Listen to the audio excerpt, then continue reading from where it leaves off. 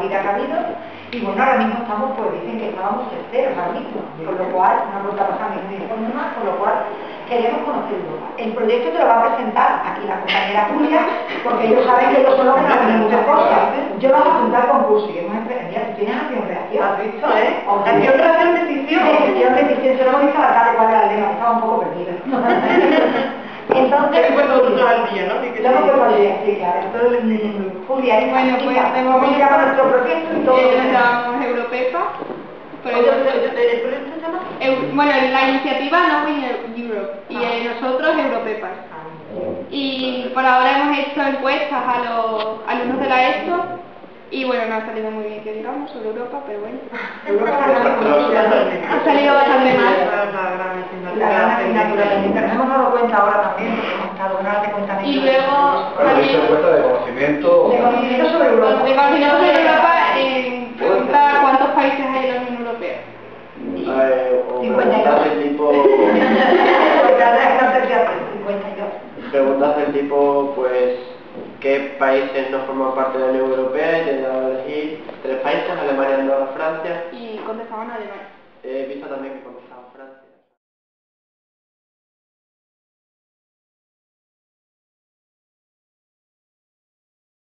Fuimos a la universidad y al paro y estuvimos haciendo preguntas a la gente y tampoco...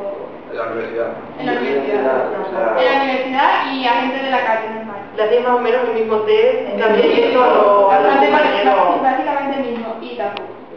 Y bueno, pues entonces estábamos intentando hacer más eso para intentar... Yo sé por qué, de verdad, cuando todas las decisiones, a mí me hace mucha gracia, el alcalde nos acaba de decir que arreglan la carretera con fondos FEDER, arreglan esto con fondos de Europa, hacen el puente con fondos de Europa y no hay ninguna promoción por parte de ninguna ciudad de decir somos europeos. Y arreglado, aparte de la carencia, aparte de las obras, ¿no? de las carreteras, de las infraestructuras, es que Europa nos afecta a esto. Este etiquetado corresponde a una directiva europea de seguridad alimentaria.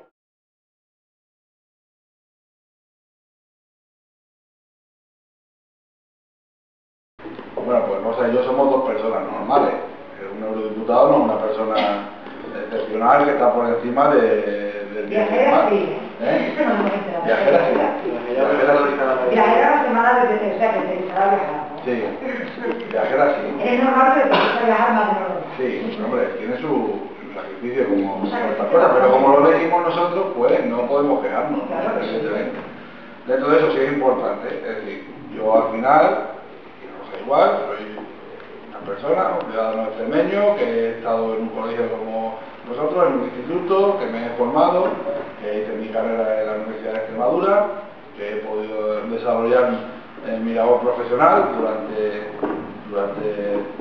estos últimos años dentro de eso, y donde he ido haciéndome un perfil profesional concreto, ¿no? Aparte, he dedicado un tiempo extra de mi vida profesional y de mi vida personal a la política, porque es algo que me gustaba dentro de un partido político en el que yo me sentía identificado con lo que promueve, ¿no? Y dentro de eso, ahora, pues estamos como militantes de un partido donde ha decidido que somos perfiles por nuestra profesión, por como nos hemos ido formando también personalmente y por lo que nos hemos movido dentro de la organización, que podemos encajar bien en esa lista.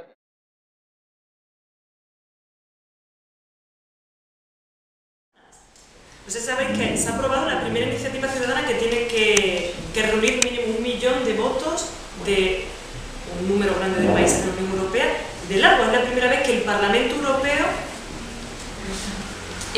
o sea que se va a hacer una propuesta que la Comisión, a propuesta del Parlamento Europeo, inicia. Efectivamente.